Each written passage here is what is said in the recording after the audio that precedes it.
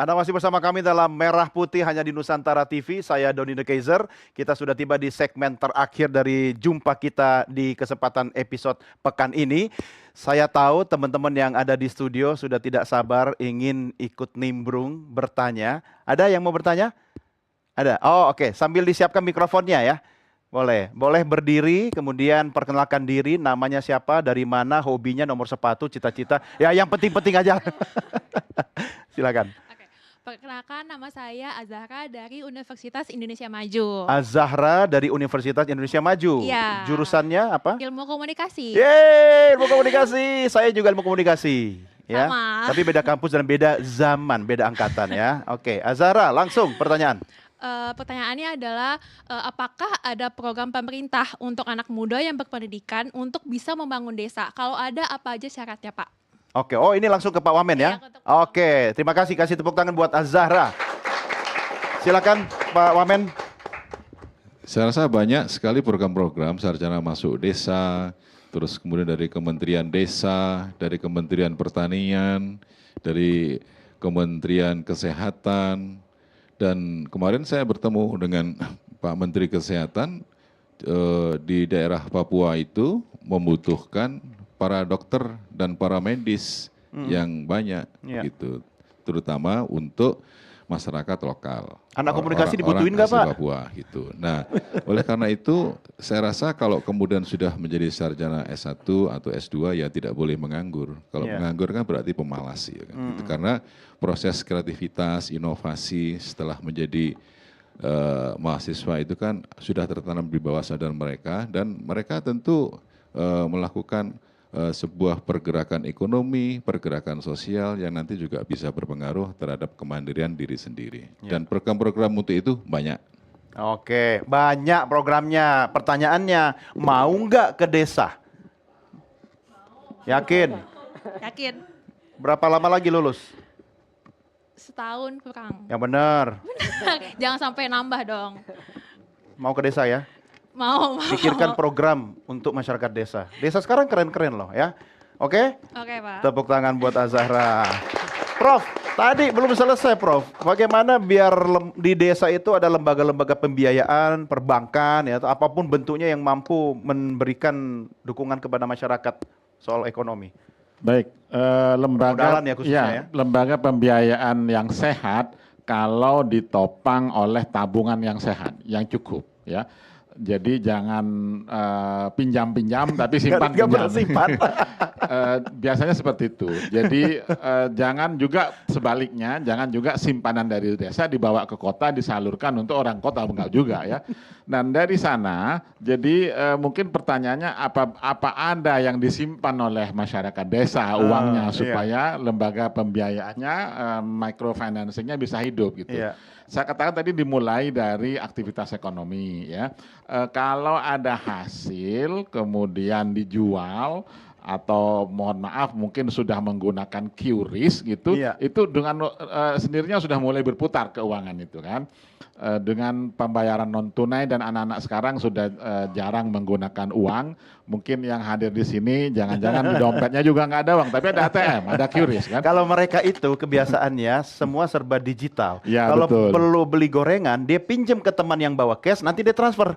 Itu pun tidak pakai rekening, tapi pakai QRIS ya. Iya, pembayaran digital, Pak. Baik, kembali ke tadi. Dan ke konteks itu memang ada beberapa persyaratan, Bung Doni. Syarat yang pertama, kita tidak semuanya kasih subsidi tanpa ampun, bukan.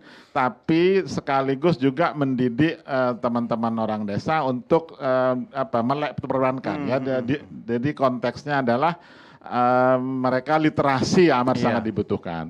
Nah dari sana kalau sudah terjalin seperti itu mereka akan buka retail, buka pinjaman itu mudah sekali. Dimulai dari bank-bank pemerintah ya. BRI sampai desa-desa. Oh sampai sekarang dan bahkan jika belum ada unit mereka sudah memulai melakukan pelayanan khusus ya. Mulai dari bayar listrik, kemudian tarik tunai pasti ada biayanya. Tapi semuanya kan dapat saling mendukung akses finance. Dan dari sana pembiayaan akan mudah karena Anda sudah memiliki usaha, sudah kenal atau bahasa banknya itu KYC-nya know your customer-nya sudah mulai dapat. Jadi perbankan dengan senang hati memberikan pinjaman. Apalagi kalau yang program pemerintah ya seperti KUR atau kredit yang lain itu mudah sekali. Dan terus terang dari sana perbankan atau bukan hanya perbankan, non perbankan dapat berkembang juga. Saya juga satu lagi yang ingin saya sampaikan mengenai asuransi ya. Asuransi juga pembiayaan lapangan juga. Jadi mengapa kita asuransi, terutama asuransi tanaman di pedesaan belum banyak berminat? Karena memang kita kurang, menurut saya kurang getol, kurang keras melakukan sosialisasi itu. Di sana kan ada penolakan begini, ya Pak, masa tanaman mau diasuransi orangnya aja enggak gitu kan.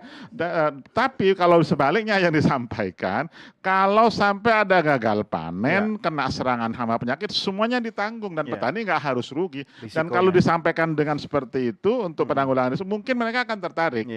Jangan dibalik, kalau dibalik ya pasif gitu ya nggak mungkin. Nah di situ yang harus aktif untuk melakukan agricultural kredit usaha tani ya.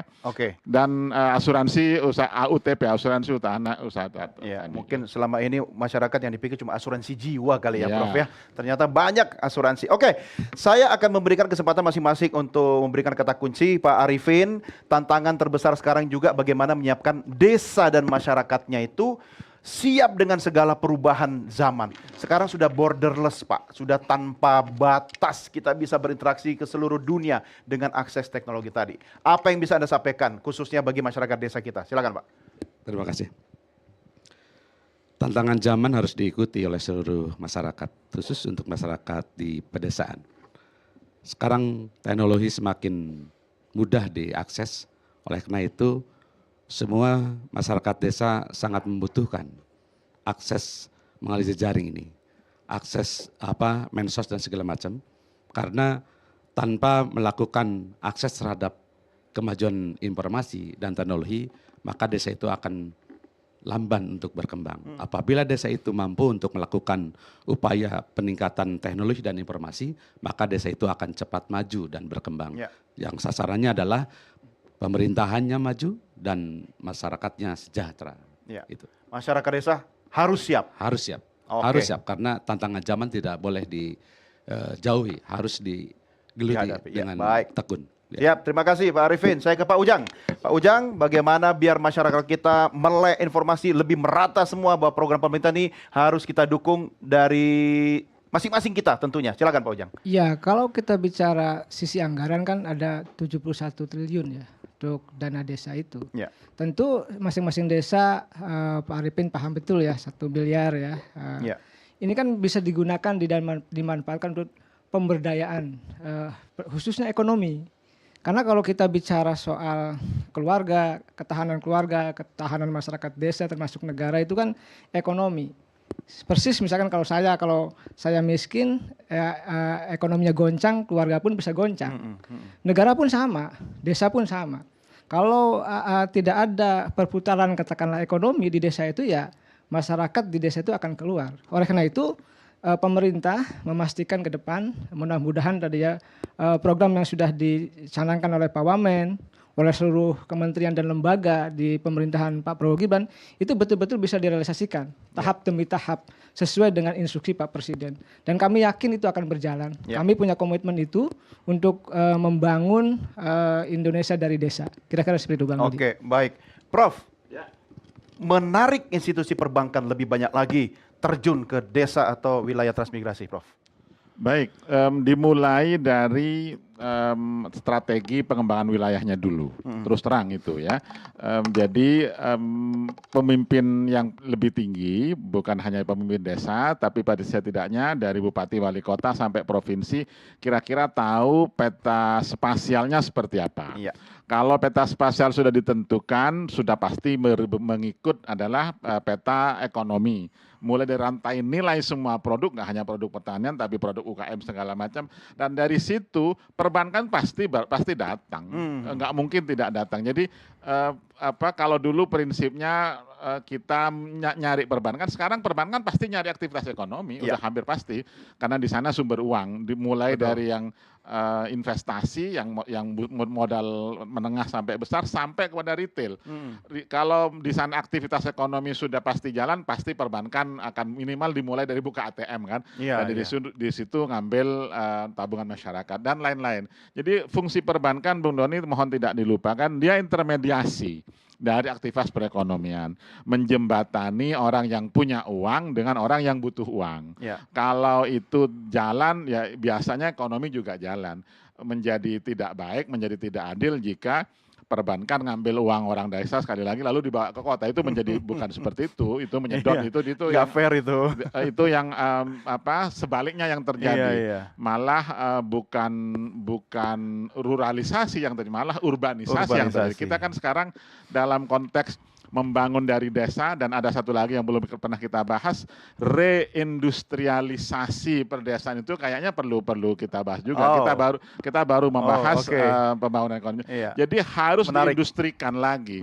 Bukan membangun pabrik di desa, tapi peningkatan nilai tambahnya ada di desa. Keren. Dan di situ sudah banyak teorinya yang sampai kepada rural non-farm employment. Jadi pekerjaan, kesempatan kerja di desa yang bukan hanya pertanian tapi aktivitas ekonomi, industri dan jasa. Baik. Gitu, Bang Don. Menarik, Prof. Kayaknya harus kita diskusikan kapan-kapan soal itu ya. Baik. Terakhir, Pak Wamen, biar transmigrasi ini lebih seksi buat masyarakat kita, apa yang bisa disampaikan? Pak Presiden Prabowo itu hatinya untuk rakyat. Gitu. Jadi dari beberapa statement dan asta cita menunjukkan bahwa Pak Prabowo itu betul-betul bekerja untuk Merah Putih, untuk perlindungan masyarakat, dan untuk meningkatkan peradaban Indonesia.